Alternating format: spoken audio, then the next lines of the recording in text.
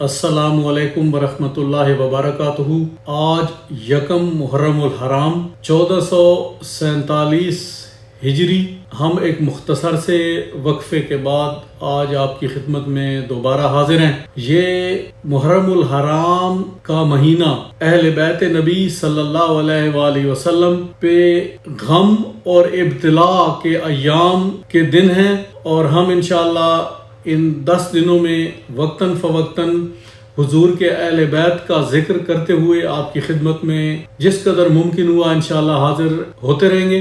آج ہم اللہ رب العزت کی توحید بیان کرنے کے ساتھ 3 اہم موضوعات پر بحث کریں گے، جن میں سب سے پہلے ایک اہم مسئلہ ہے ذکر اہل بیت، کہ جب ذکر اہل بیت کیا جائے تو کچھ یہودی النسل خارجی اور دراصل جن کے نسب میں خطا ہوتی ہے ان کو ایک خاص تکلیف ہوتی ہے، اور جو حضور علیہ الصلوۃ والسلام کے اہل بیت کا ذکر کریں اس پہ شیعہ ہونے کی تہمت لگا دیتے ہیں کہ یہ شیعہ ہو گیا ہے، تو لوگ ڈرتے ہوئے ذکر نہیں کرتے۔ دوسرا، کچھ دوستوں نے کالا لباس پہننے کے بارے میں سوال کیا ہے، تو انشاءاللہ اس پہ بھی روشنی ڈالیں گے۔ اور تیسرا، آج کل ان ایام میں حضور کے اہل بیت کے ذکر کی محافل جب ہوتی ہیں تو کچھ ناسبی، وہ موٹی دھوڑوں والے، وہ غیر حلالی، وہ خبیث النسل، وہ یہودی النسل، وہ کھڑے ہو جاتے ہیں اور ان کو حضور کے اہل بیت کے ذکر سے تکلیف ہوتی ہے، اور وہ کہتے ہیں کہ جی ذکر صحابہ کریں۔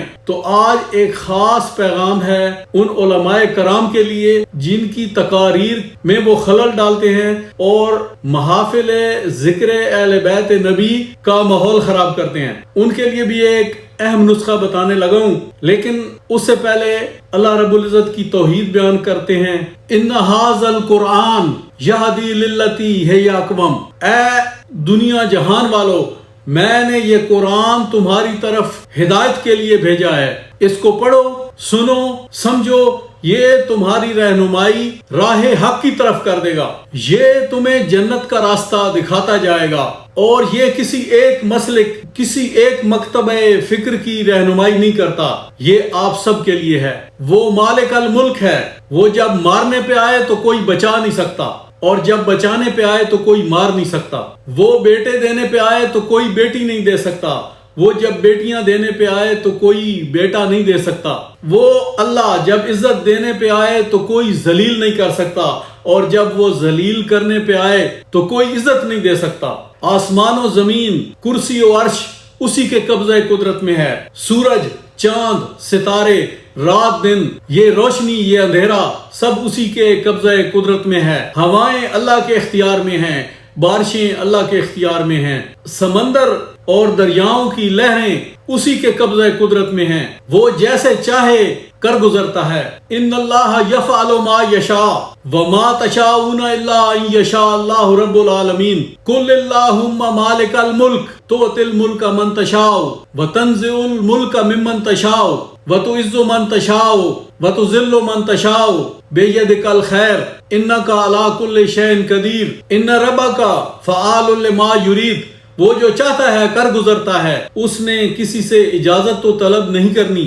وما کان لنفس ان تموت الا باذن اللہ کتابا مؤجلا، اور کسی کو موت اس وقت تک نہیں آ سکتی جب تک کہ اللہ کا اذن نہ ہو، اور وہ وقت معین ہے۔ آج کل چونکہ ماہ محرم کے ایام ہیں، اور ان ایام میں حضور کے اہل بیت کا ذکر کرنے سے چند لوگ گھبراتے ہیں، اور گھبراتے اس وجہ سے ہیں کہ کئی غیر حلالی، خبیث النسل، یہودی النسل، نسبی، یہ پلید لوگ تہمت لگا دیتے ہیں کہ یہ فلاں شخص جو اہل بیت کا ذکر کر رہا ہے یہ شیعہ ہو گیا ہے۔ ان لوگوں نے سیدنا علی کرم اللہ وجہہ، خاتون جنت، سیدہ کائنات سلام اللہ علیہا، سیدنا امام حسن اور سیدنا امام حسین اور سیدہ زینب سلام اللہ علیہا کو اہل تشیع کے حوالے کر دیا ہے کہ ان کا نام جو لے گا وہ شیعہ ہے۔ اللہ کی لعنت ایسے لوگوں پہ۔ آپ ذکر حسین، شہادت ذکر حسین، ہم انشاءاللہ آگے چل کے بتائیں گے کہ اس کا ذکر کرنا سنت مصطفیٰ ہے، اور یہ غم حسین، یہ سینے میں رکھنا، یہ بھی سنت مصطفیٰ ہے۔ انہی ایام میں ہم انشاءاللہ اس پہ روشنی ڈالیں گے، تو آپ بالکل نہ گھبرایا کریں۔ یہ رسول اللہ کے پیارے ہیں، اور حسین کے ذکر کے ذریعے ہم ذکر مصطفیٰ کرتے ہیں، اور ذکر مصطفیٰ کے ذریعے ہم ذکر خدا کرتے ہیں۔ تو آپ ڈٹ کر محافل قائم کریں جن میں ذکر حسین دھڑلے سے کریں، اور ایسے بدبختوں سے بالکل نہ ڈرا کریں۔ اب دوسرے اہم مسئلے کی طرف میں آتا ہوں۔ کچھ دوستوں نے سوال کیا ہے کہ کیا کالا لباس پہننا جائز ہے؟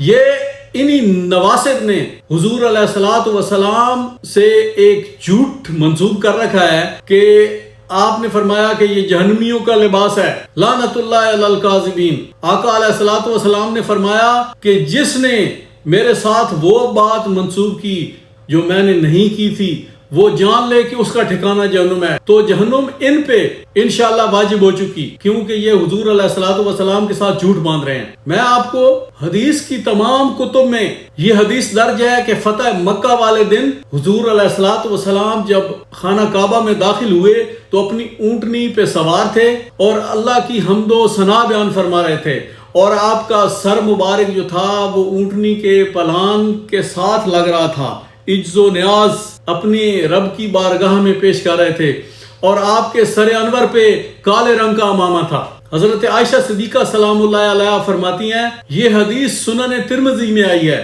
جلد 4 حدیث نمبر ہے 416۔ ام المومنین فرماتی ہیں کہ ایک دن حضور باہر تشریف لائے اور آپ نے سیاہ رنگ کا لباس زیب تن فرمایا ہوا تھا۔ پھر یہی حدیث سنن ابی داؤد میں آئی ہے۔ سیدہ عائشہ صدیقہ سلام اللہ علیہ روایت فرماتی ہیں کہ حضور علیہ الصلوۃ والسلام ایک دن اپنے حجرہ مبارک سے باہر تشریف لائے اور آپ نے کالے رنگ کا لباس زیب تن فرمایا ہوا تھا۔ ویسے یہ ممبروں پہ چڑھ کے کالی کملی والے تم پہ لاکھوں سلام، حضور کی جو چادر تھی، جو کمبلی تھی، وہ کالے رنگ کی تھی۔ سیدہ ام سلمہ فرماتی ہیں کہ ہمارے پاس ایک تیالسی جبہ تھا کالے رنگ کا حضور علیہ الصلوۃ والسلام کا، جب کوئی بیمار ہو جاتا تو ہم اسے پانی میں ڈبو کے اس کا دھون اس کو پلاتے تھے، شفا ہو جاتی تھی۔ انہوں نے جھوٹ باندھا ہوا ہے کہ حضور علیہ الصلوۃ والسلام نے معاذ اللہ ایسا فرمایا ہے کہ یہ جہنمیوں کا لباس ہے۔ آپ خود کیسے زیب تن فرماتے؟ وہ جب آیہ تطہیر اتری اس وقت بھی حضور علیہ الصلوۃ والسلام نے سیدنا علی المرتضیٰ، خاتون جنت اور حسنین کریمین کو جس کمبلی کے نیچے چھپایا ہوا تھا، خود بھی اس کے نیچے تھے، اس کا رنگ بھی کالا تھا۔ ارے بدبختو، تم اہل تشیع کی دشمنی میں حضور علیہ الصلوۃ والسلام پہ جھوٹ باندھتے ہو۔ حضور علیہ الصلوۃ والسلام کی ایک اور حدیث ہے، ایک صحابی بیان کرتے ہیں کہ چاند کی چاندنی تھی، 14ویں کا چاند تھا، حضور علیہ الصلوۃ والسلام نے سرخ رنگ کا جوڑا پہنا ہوا تھا۔ میں کبھی چاند کو دیکھتا، کبھی حضور کے چہرے کو دیکھتا، خدا کی قسم حضور کا چہرہ 14ویں کے چاند سے بھی زیادہ روشن تھا، خوبصورت تھا، پیارا تھا۔ کبھی تم سرخ لباس ہی نہیں پہنا۔ تمہیں دین کی کوئی سمجھ ہے؟ حضور علیہ الصلوۃ والسلام نے اپنا جوڑا مبارک زعفران میں رنگ کروایا، زعفرانی رنگ، اور وہ زیب تن فرمایا۔ وہ میں نے ایک دن وہی زعفرانی رنگ کرا کے پہنا ہوا تھا تو پتہ نہیں کتنے اس پہ اعتراضات انہوں لوگوں نے اٹھائے، جی سفید لباس پہننا چاہیے۔ پہنو، سفید بھی پہنو، حضور علیہ الصلوۃ والسلام پہنتے تھے۔ لیکن تم جب حضور پہ جھوٹ باندھتے ہو تو بس دعا یہی ہے کہ اللہ تمہیں وہ سفید کفن بھی نصیب نہ کرے کہ تم تاجدار کائنات صلی اللہ علیہ وآلہ وسلم پہ جھوٹ باندھتے ہو، بے شرمو۔